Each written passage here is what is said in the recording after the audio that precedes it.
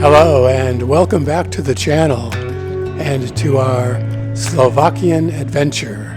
In this video I'm going to share with you my impressions of Bratislava, the capital city of Slovakia. Bratislava is one of several cities in Central and Eastern Europe that American tourists just don't know much about. Is it worth visiting? Well, let's take a look.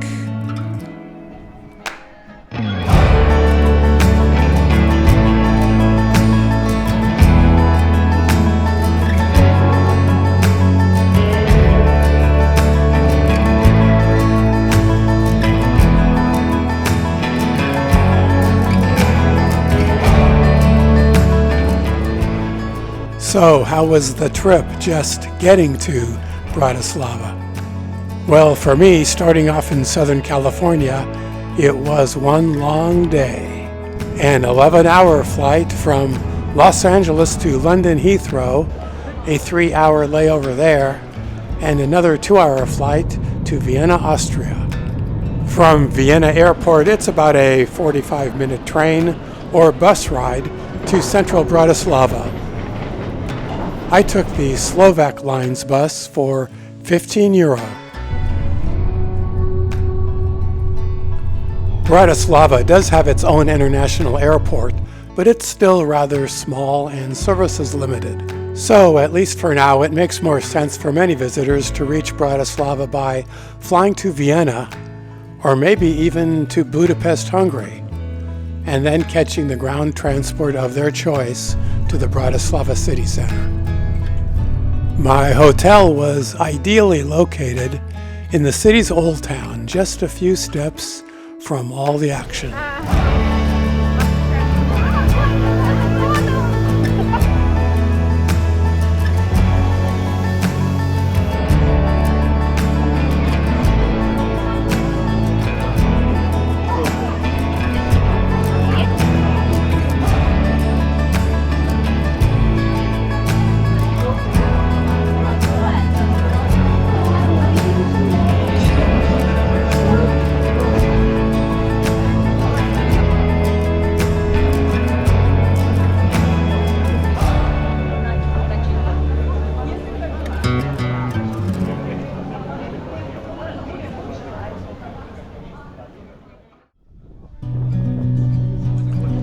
For the first couple of days, I went out on my own, exploring the streets of the old town, admiring the architecture and the public squares and the historic churches, and walked along the medieval city walls, and took a more leisurely walk along the mighty Danube River.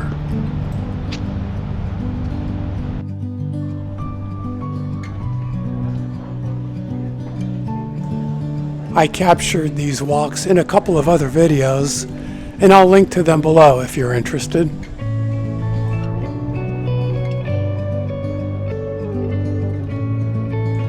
Then, after spending a couple of days exploring the city on my own, I joined up with an organized tour group, led by an experienced tour director who, over the next several days, would be leading me and 11 other travelers across Slovakia and the Czech Republic.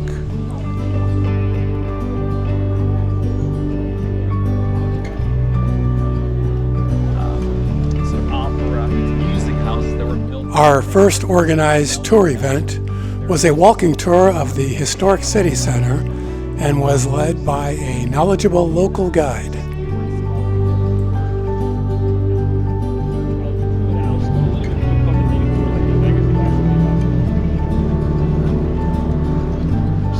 I don't know why, but it was raining outside. So, of course, there's a tradition when you get married, when you walk out of the church, there's something to offer. Okay, something. Our walking tour included an explanation of some of the traditional Slovakian food that's offered at local restaurants. There are more that might be served in a bread bowl. It's more like, I don't know, Panera bread or something.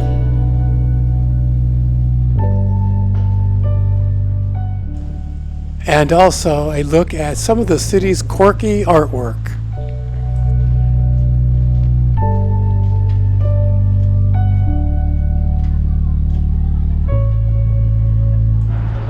and a visit to St. Martin's Cathedral, and another look at the nearby medieval city walls.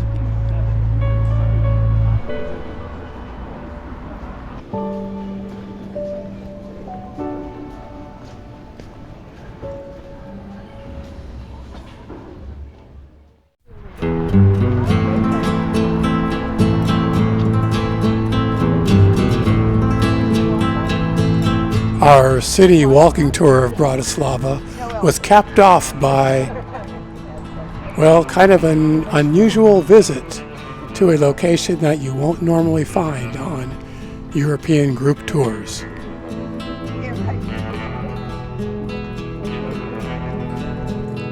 Like many cities in the former Eastern Bloc of countries in Central and Eastern Europe, Bratislava has its share of these signature communist-style cinder block, monolithic, multi-story apartment buildings left over from the 1960s, 70s, and 80s, many of them, but still fully used and occupied, and many of them refurbished.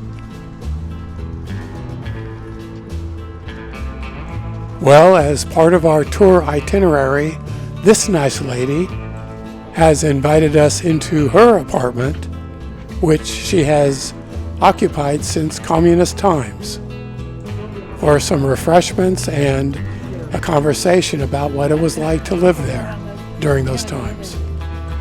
Having visited a lot of cities in Central and Eastern Europe, I've often wondered what it would be like to take a peek inside one of these buildings. And here I got my chance. Here are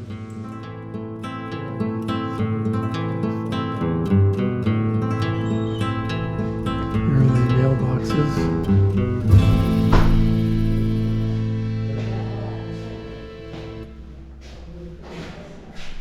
Wow. And the elevator. Very familiar. Oh, look. Yeah, very much like the Ukraine. 8. Eighth 8-4. 8th floor. So it's interesting how you had to close the doors here. Yeah.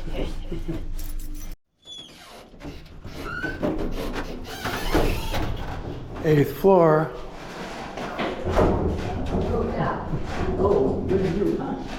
Pretty trippy.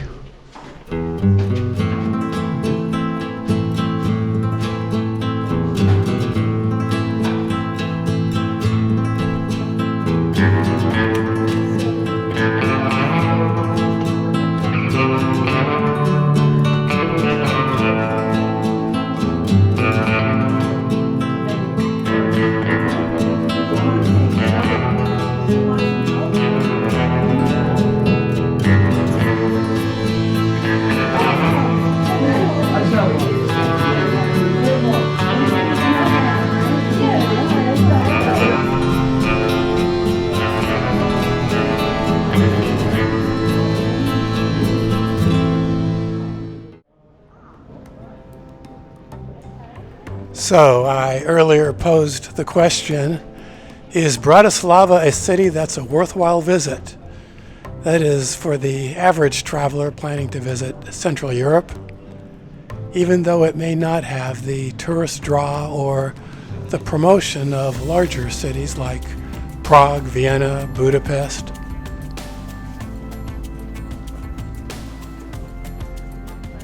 This is just my opinion based on my own personal circumstances, but I'm a fairly experienced traveler, having taken about 40 trips to Europe over the past several years, either on business or on vacation. I have seen the big name cities, Rome, Paris, London, Amsterdam, over and over, and always enjoyed them, but there's something about going to a new place that you know very little about and discovering what it has to offer. What do I look for when I'm selecting a new place to visit? Well, on top of my list is picking a place that has rich historical resources. like the Bratislava castle up on the hill here. I especially like medieval things like narrow cobblestone streets, castle fortifications with walls and towers, medieval towers that you can climb to the top of, like the bell tower in the old town hall right here in Bratislava. You have to enter into the courtyard here and you buy the tickets in the museum.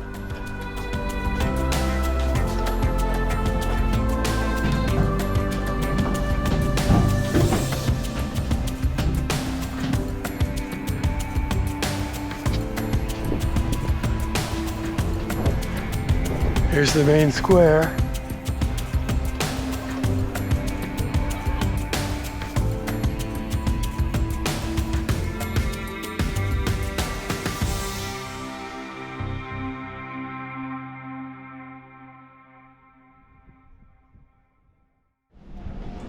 As you can see, Bratislava has done a fine job in protecting, restoring, and showcasing the city's historic treasures.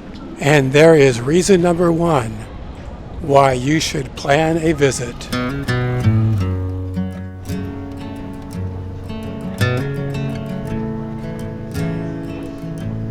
So, what are some of the other attributes of a city that make it attractive to savvy travelers?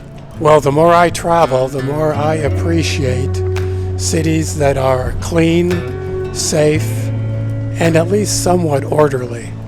You know, a place where you don't necessarily need to have your wallet and passport chained around your waist and tucked inside your underwear.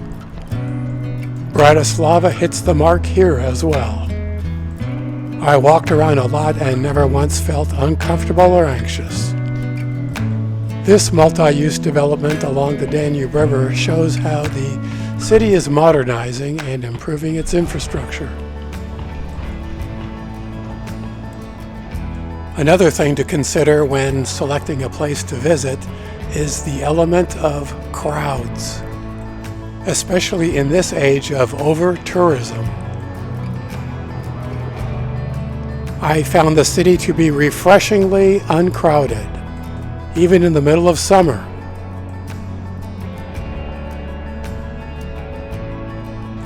Sure, the river cruise ships bring in some tour groups, but they're small and usually just hang around for a day. We hope not, but one day, after the tourist world discovers Bratislava, the crowds might start to resemble what we see today in Dubrovnik or Prague. I hope not, but until that time, get to Bratislava where you can stretch out and find your own space.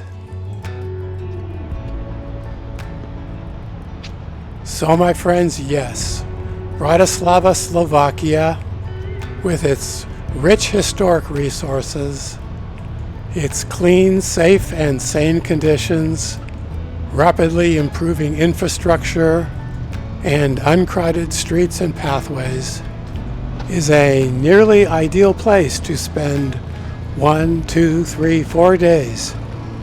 Whether you're on a river cruise or a land-based tour, or traveling independently to enjoy what this fine city has to offer before it changes or gets too crowded. I say do it now.